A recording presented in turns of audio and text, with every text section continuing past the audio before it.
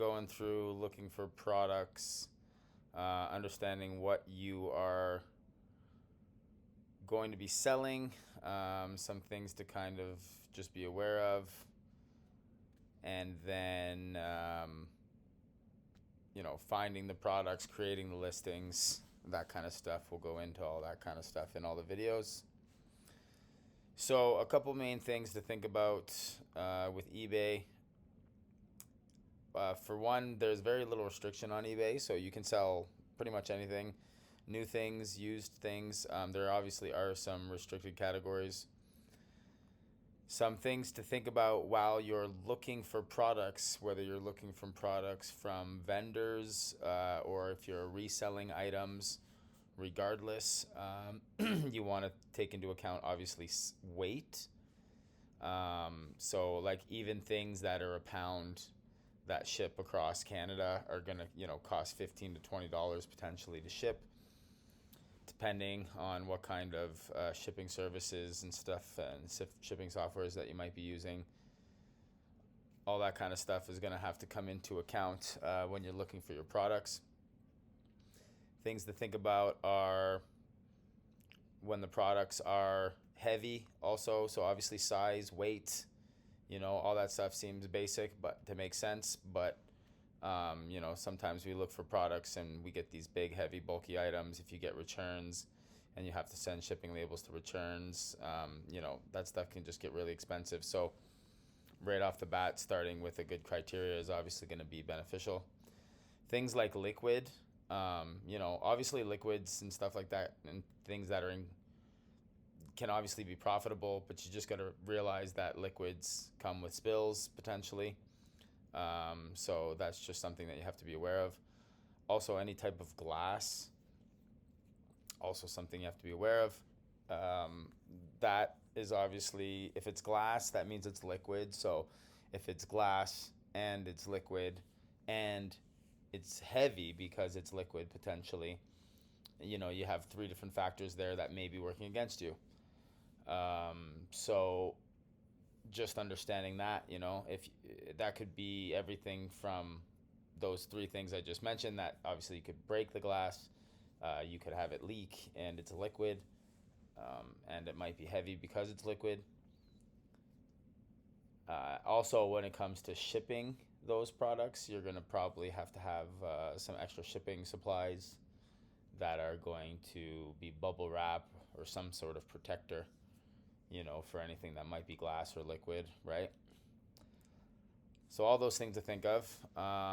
There are estimators, there's shipping calculators and stuff like that. So, for example, you can go into these calculators and you can edit them and you can go from different postal codes across Canada, and you can, put in some weights and see what things cost. But as you can see, to ship things in 1 to 7, this seems the best. UPS Canada seems to be the best at this point. If you're on eBay, it says that you're saving some money. $15 is pretty good to ship it from, this is an Alberta to Ontario address. Just seeing all the different options here, right? This is actually the fastest and pretty cheap, so that'd probably be this. This would be the second best, I guess. So there's those types of things here. So let's just say, for example, you do have a product that's, you find that's this weight. You could try it from coast to coast and see, maybe from BC to Halifax, and see what's your most expensive cost potentially to ship. We'll just say $18 on average. Let's say we're selling an item for $67.99. This is shipping cost to the customer. We're not doing a shipping cost to the customer. Let's say your item costs you $33. Your shipping cost is going to say, let's just say it's averaging this. You can put them in. I reset the whole calculator up here. Oh, well, let's do it again.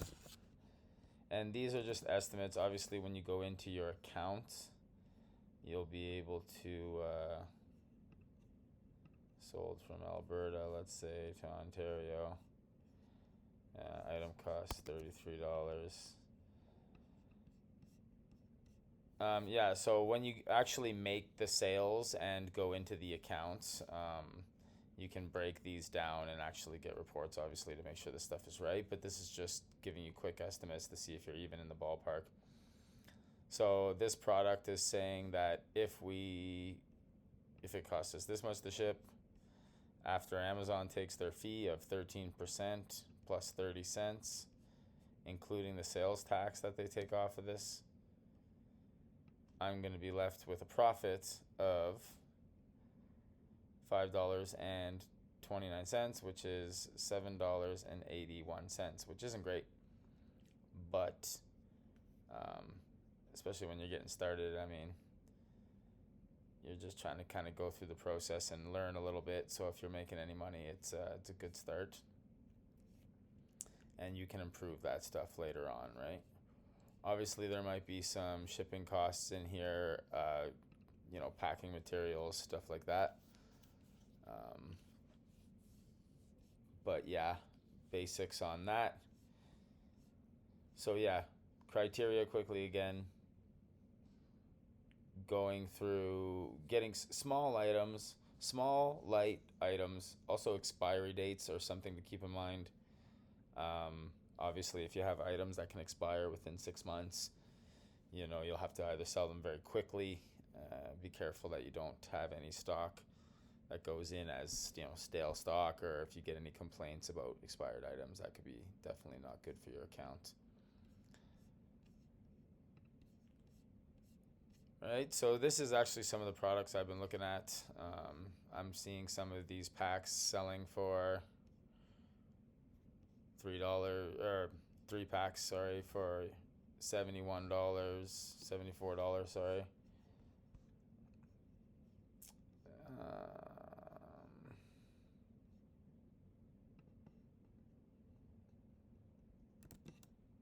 So when you're looking through these products, so again, there's so many ways to sell on eBay. So let's just say hypothetically we're looking at this product. We found a store, an authentic store. I go to Thailand. I like these Thai brands. I used them myself while being there and in Canada. And I found a store here in my city. And the person that owns the store imports stuff from Thailand all the time. So that's why I started looking at Thailand, like creams and all kinds of stuff that Thailand has that was selling on eBay. So that was just kind of a niche that I found.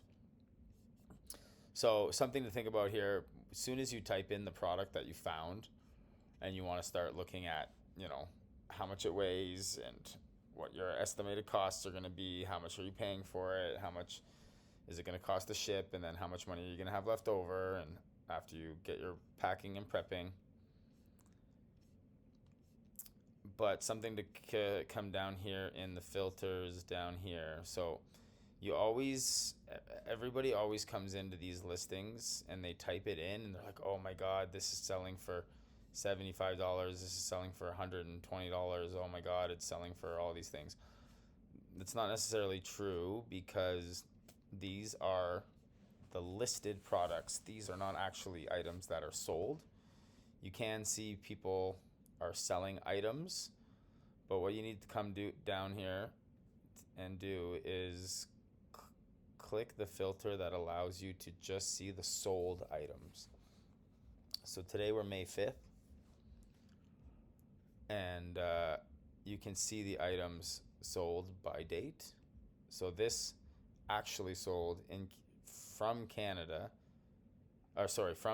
to Canada for $74 Canadian, and that happened yesterday. This one sold for $46, but there's a $27 fee for shipping, so it's about the same price here. This one here, $68. Right, this one, yeah, so like $66, $68, right? May 4, March, it's not in order, April, April 4th, April 18th. So, there's a couple sales a month at least happening, right? So I might take this item and think, okay, well, if I can get this item for $10 a bottle, let's say, and I can ship it for my $18, and let's say it costs me $30 for the products, $10 each, and pay $1 for my envelope and my label and stuff like that, right?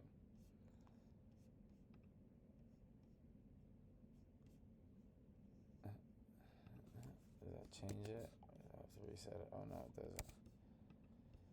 So here it goes. So 11% margins. So I make $7. If I can get it to the customer and make $7, seems okay. Again, if you're making money right off the bat, it's something you can work on.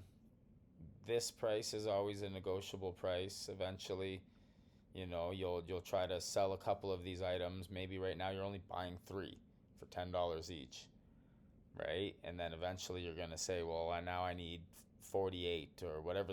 Some master case packs might come in, 96 units. You start to get 100 units, 200 units. Then that number churns into $9 or $8, right? So instead of paying $10 a unit, now you're paying $8 a unit. So you're paying $24 plus your $1, let's say. Now you're paying $25. Well, now you're into a 19% margin. So then it starts to change the game a little bit here. And if you're buying more, getting a volume, that means you're selling more. So if you're selling, let's say we start buying 200 a month, and we sell, these are 3 packs. So let's say we bought 300 a month, so we sold 103 packs. Let's say that seems like a lot of 3 packs, considering we looked at it, there's only a couple, let's say there's 10, 15 a month actually, so let's not get too crazy with that. Let's say it sells 10. Well, let's say this product could make me $130 a month. I have to pack 10 packages a month to make this $135. I'll go through this obviously on how to organize the little prep station, but to do 10 items, I mean, you're talking with an organized station, you can do that in 15, 20 minutes. You'd have it all organized to be packed and prepped, and maybe another 10 minutes if you want to count your labels and computer time to get everything organized for that side. But to work for 30 minutes to potentially do that every month, if you can times that by, let's say we do 5 different products like this, 6 different products like this, now you're doing 60 units a month, and we start making a little bit of money.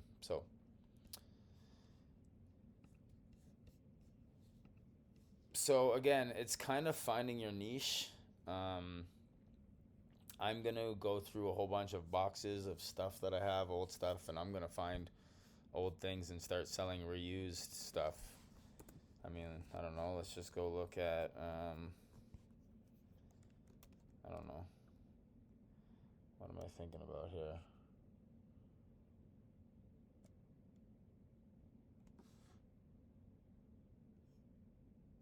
Maybe I'll have to just save it for a video.